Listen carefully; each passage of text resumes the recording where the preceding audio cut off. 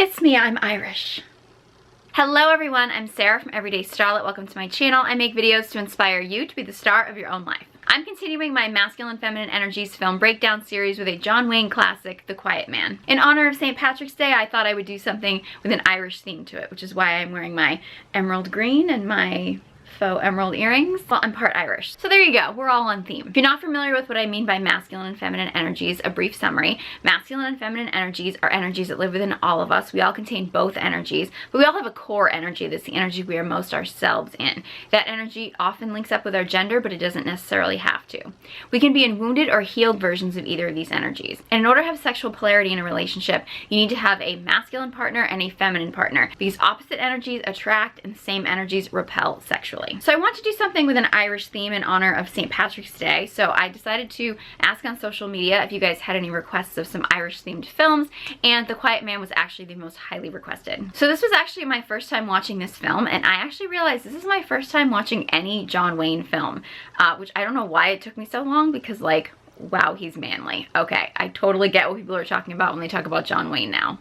This film has a lot of really great examples of some really intense sexual polarity, and also some like dark, fiery feminine energy, and a lot of feminine testing, a lot of women testing men to call upon their presence. So I want to offer a little disclaimer with this film. It was made in 1952, and this actually depicts a certain culture in a certain time period in history. I feel like I want to offer a little bit of a trigger warning, because even though this film is not graphic by any means, it's not gory, but many of the things in this film that I'm going to talk about involve things that nowadays we would consider domestic violence. So I want to give a really fair warning if that is something that triggers you, or you have a history with that. I want to make sure that I give a warning, because I always want these videos to be informative and helpful, and I never want these videos to be harmful to anyone in any way.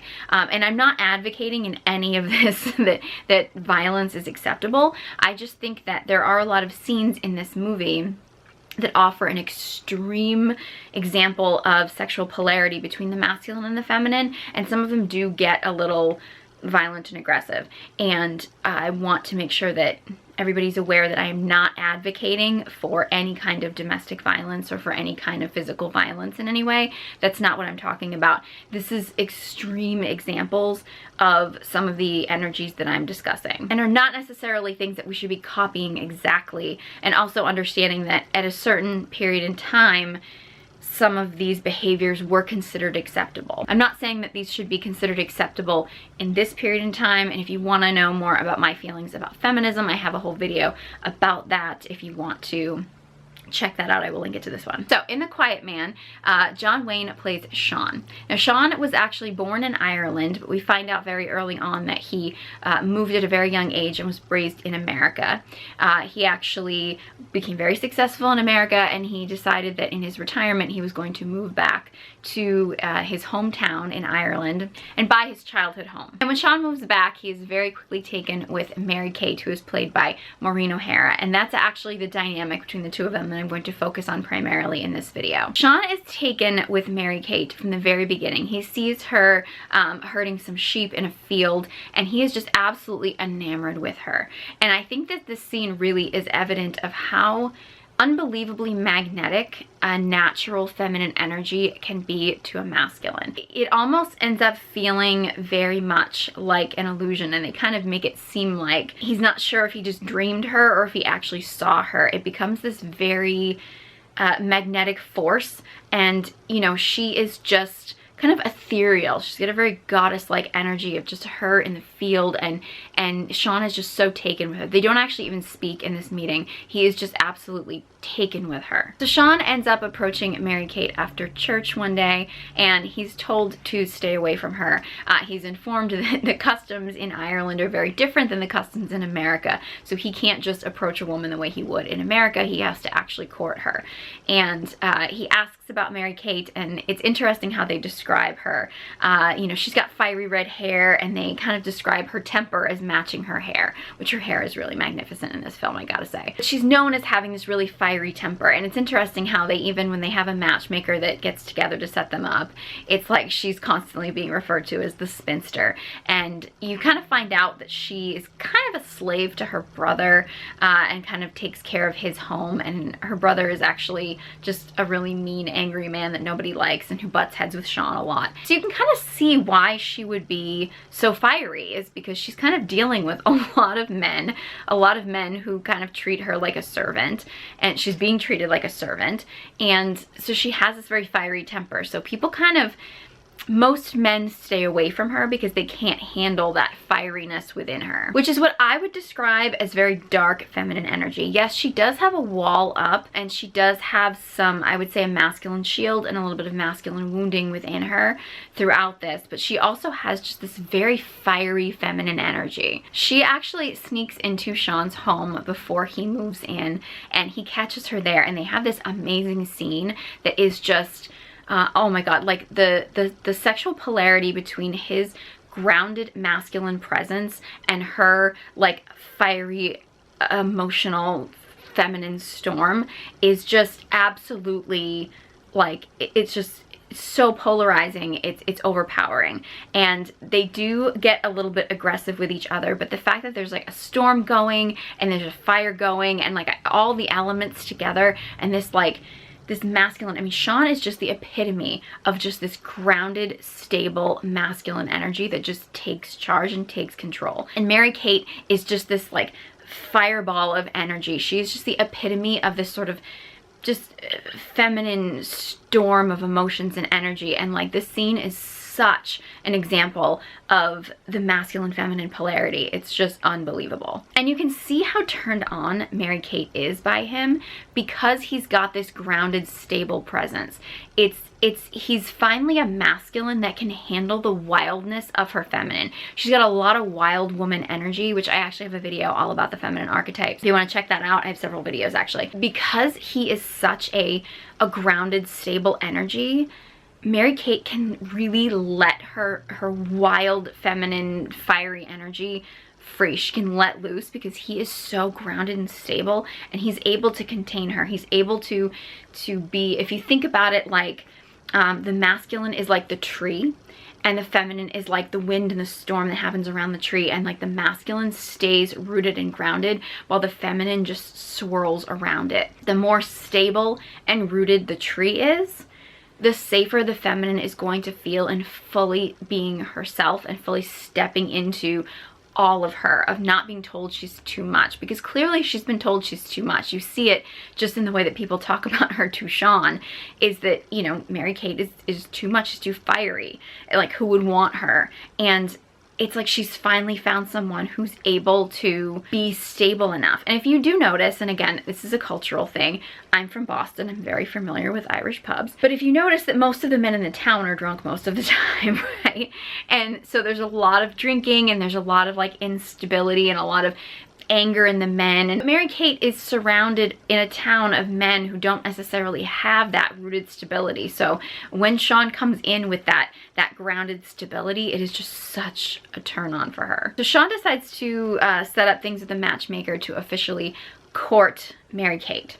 And it's interesting how Mary-Kate is very excited when she hears about this, but she also has a bit of a wall up. She's constantly preparing to test him, and she also does have a deep sense of wanting to prove her worth. And culturally in this time, a woman would have a dowry, so she would be sort of given to her husband with a fortune, as they call it, or some kind of you know, assets of some kind. And Sean basically says that he doesn't care what she comes with. He has no interest in her fortune. He really just wants her. She can come with the clothes on her back or not, which I think is a really cute line. Mary-Kate is excited about that because she loves the fact that Sean wants her for her, but you can see she goes through a quick shift of, oh, but I have things too. Like, I have things that I can bring to the to the relationship. I have things that I can bring. It's almost like she has to prove her worth, even though she has this man who's like, I just want you. I don't care about any of this other stuff. I just want you. She has this feeling of really wanting to prove herself. Like,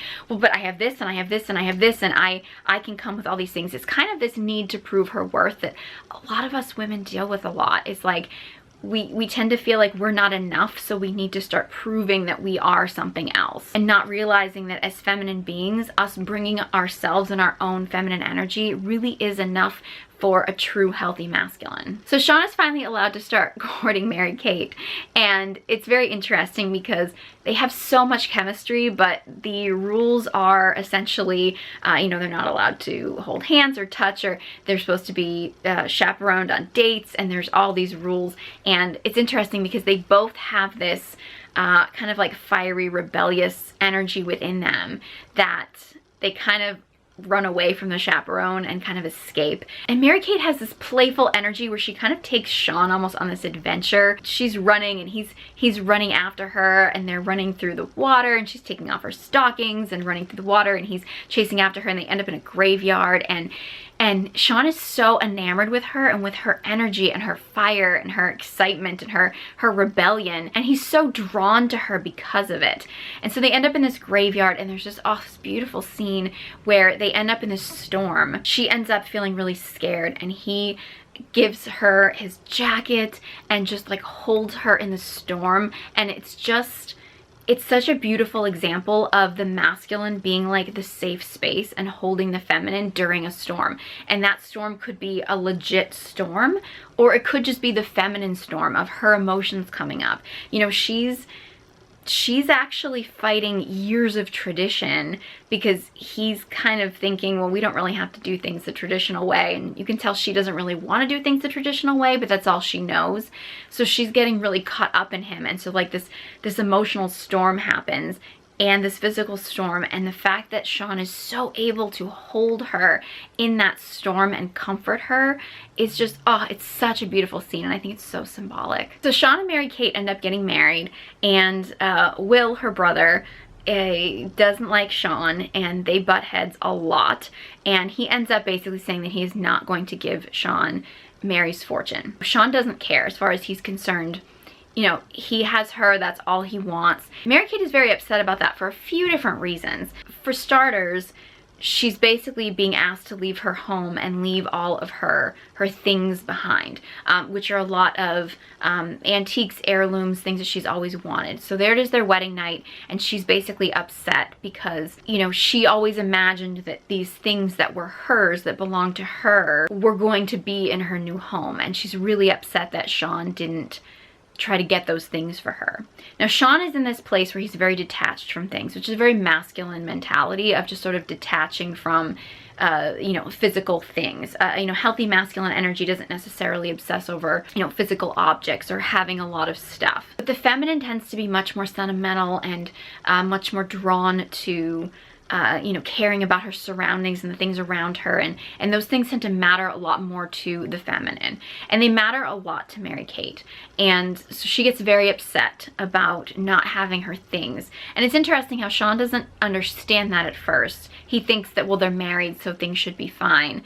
But it's interesting how she goes outside and then she makes a comment about his home. And it's interesting how Sean doesn't really realize it in that moment, but he has this sentimental attachment to this home. And he's not really understanding that Mary Kate has this sentimental attachment to her things that she wants to fill the home with. So Mary Kate basically tells him that she's not going to consummate the marriage and she's not going to be considered his wife until he gets her fortune, which is partly due to her stuff and partly due to a few other things, which we'll get to in a minute. But she basically decides she's not going to consummate the marriage, and she's just going to be, you know, a keeper of the home until he gets her fortune from her brother. So she decides to go into the bedroom and locks him out.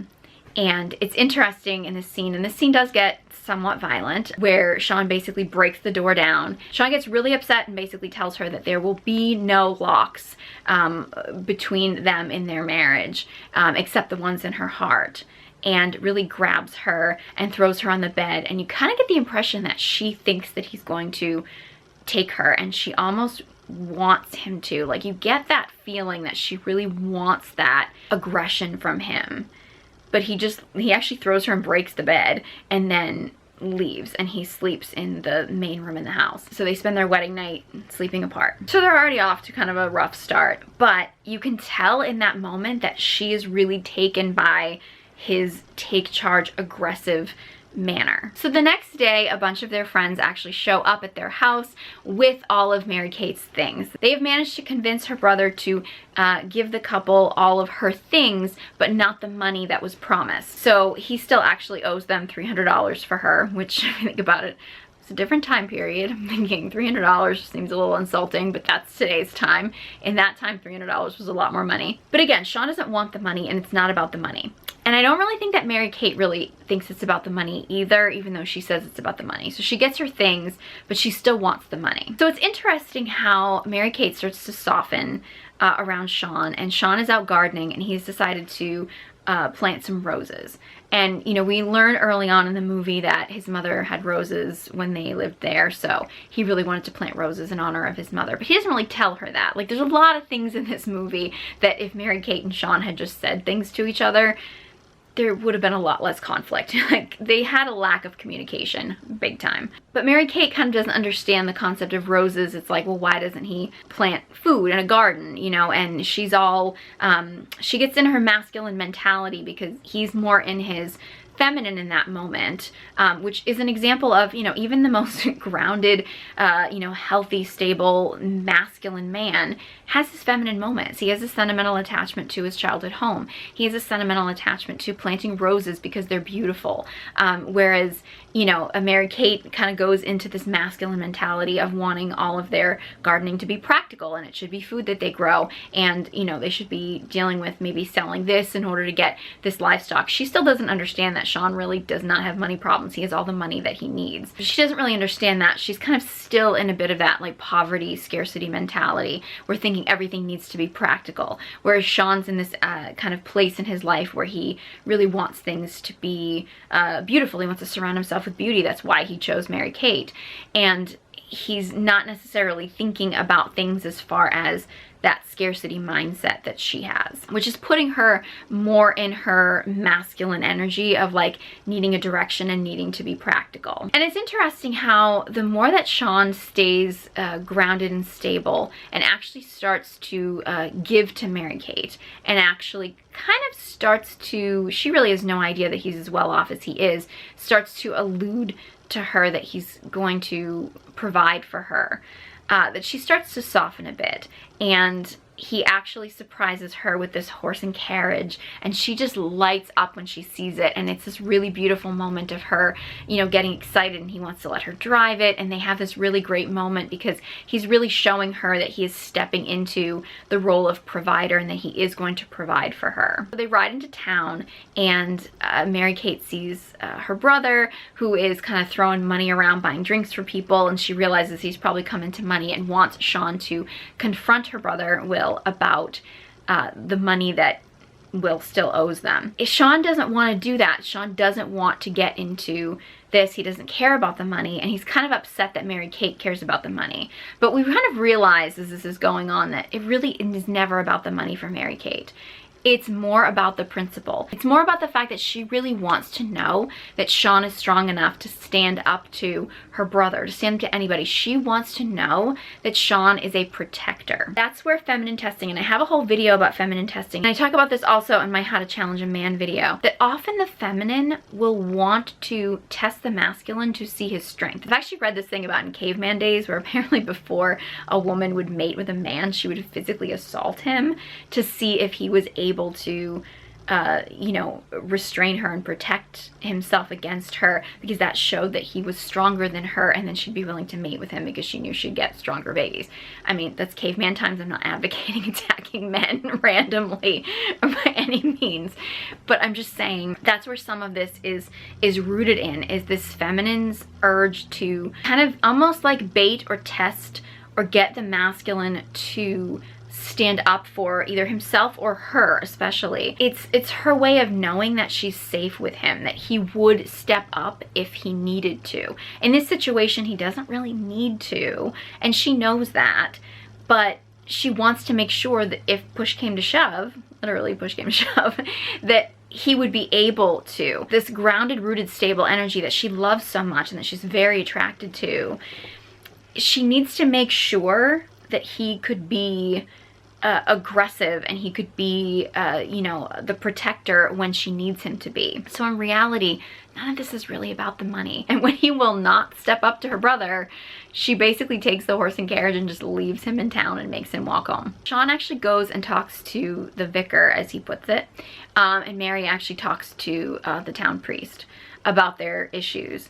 And it's interesting when Sean talks to the vicar, and they actually talk about Sean's past, and we find out that Sean had been a very successful boxer in America and had actually accidentally killed a man in the ring, and that Sean retired after that and really hasn't fully dealt with that, and that he really doesn't want to fight because he's afraid, and he doesn't want people to think he's afraid, but he is afraid. But he's not afraid of losing the fight. He's not afraid of himself getting hurt. He's actually afraid of really hurting somebody else because he's already done that before. As much as he doesn't want people to think he's afraid, as the vicar points out, in a way you actually are. And it's interesting in the conversation where Sean is kind of talking out his situation with Mary Kate and the idea of how, you know, why can't she understand that this stuff just doesn't matter to me? And like the vicar points out, but it matters to her. I mean, this is her custom. This is what she's used to. This is what she knows. You know, this isn't America, you know, and it's kind of having to adjust to that different custom. So when Sean comes home, Mary Kate is feeling, she's feeling bad about the way things have gone, and they have this really beautiful moment in front of the fireplace. Side note of a thing that's not necessarily so beautiful, but it's actually customary in this time for a husband to get a, like a tree branch, like a switch, and beat his wife. And so she actually offers him a tree branch. It's kind of a, I mean, again, I'm not advocating this at all or saying that this is acceptable, but I do think that this is a really interesting dynamic where Mary Kate basically offers him the branch. It's kind of like she's sacrificing herself. Like she's like, yeah, I know what I did to you is wrong. I know that this whole situation is wrong. Punish me. It's kind of like almost like her sacrificing herself. And he takes the branch and he throws it in the fire. I think that's a really beautiful dynamic, even though the sentiment behind it is a little questionable. But the sentiment of she's just like sacrificing her safety for him. She's like, hey, you can hurt me. I deserve it. And he is basically like, no, I'm not gonna hurt you. I'm gonna be a safe presence. I'm gonna be safe. And you know, you can be wild and crazy. You can do these things. You can test me. I'm going to still be a safe space. So they have this moment where they're kind of just talking and there's a fire going, and she really sits down next to him, and they kind of, he puts his arm around her and they cuddle up together. So after they have that beautiful moment, Mary decides she's gonna leave. And Sean finds out that Mary has up and left, basically because she's realized that she loves him, but she just can't respect him because he can't stand up for her and stand up to her brother. So she leaves and she's headed off on a train, and in John Wayne fashion, he rides up on a horse and he basically comes and takes her from the train, and he actually drags her all the way back to their town, which I think that they said was like 5 miles, and is literally dragging her. Like she loses a shoe and there's people in the town that are following them. It's like this big thing in the town. You know, he's basically dragging her. It's a very caveman type energy. I'm not advocating this at all, but I'm just saying it's that very like, okay, I'm taking control now.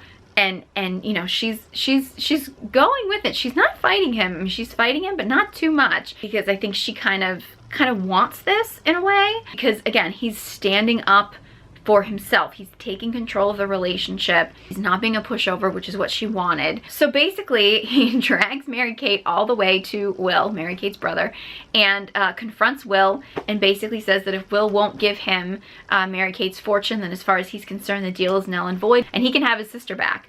And it's basically just like says he's willing to just give up Mary Kate, and finally stands up to Will. So Will backs down and gives Sean the money, and Sean basically just burns it in the fire. And Mary Kate is basically like softens in that moment, and she's like, I'll see you at home for supper. That's all she wanted from him. It was just about knowing that Sean could stand up for her, for himself, and actually be the man, take charge in the relationship and be in control. And that was so important to her. And of course, then Sean and Will have this big fight in the town, and it's this whole thing. But, you know, I'm not going to get into the side stories of this, but I just really wanted to focus on Sean and Mary-Kate's relationship because they have such amazing polarity in this relationship as far as the masculine and the feminine. And Mary-Kate having this really like dark, fiery feminine energy, really using her anger to really call the masculine to presence. She uses this anger to really like wake Sean up, which is really one of the gifts that the feminine can bring to the masculine, is when she has this fiery anger,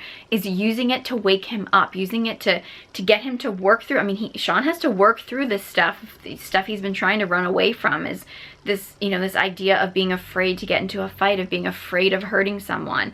And, you know, he goes through this process because his partner has basically forced him to face this stuff. It's kind of like the Kali energy, as far as the Hindu goddess Kali. She's known for death and destruction, but it's about like destroying egos and really getting a man to like wake up to consciousness. It's so beautiful the way that she does that. And the fact that Sean is such a grounded, stable presence, and Mary-Kate can just keep testing him. Again, watch my video on feminine testing if you want to know more about that. But it's like she can keep testing him, and he just stays so stable and grounded in all of her tests that she can just be this wild storm around him and be her full self, and that he is always her safe space. And it's just such a beautiful dynamic that they have, even though, yes, there are some questionable cultural things that happen as far as some of their interactions, which I wouldn't necessarily say translate ideally in today. I don't actually advocate physical violence in any way, but different time period. And I do think that these examples are extreme examples that we can learn from. We don't necessarily have to emulate them exactly, and in some cases maybe shouldn't emulate them exactly, but they do just give examples of some of the extremes of polarity that can you kind of get you to identify some of the more subtle aspects that you may come across in your everyday life. So yeah, I'm so glad that I finally watched my first John Wayne film. If there's any other John Wayne films that you think would be great for these breakdowns, totally let me know. Or any other film recommendations, let me know. Leave a comment in the comment section below. I'd love to hear from you. I love your suggestions. If you enjoyed this video and found it helpful, please give it a big thumbs up and be sure you subscribe to my channel. If you would like to connect to your feminine energy, I have an online course called Feminine Radiance. Details are in the description box below, along with links to all my social media channels. Thank you guys so much for watching, and I hope you join me next time.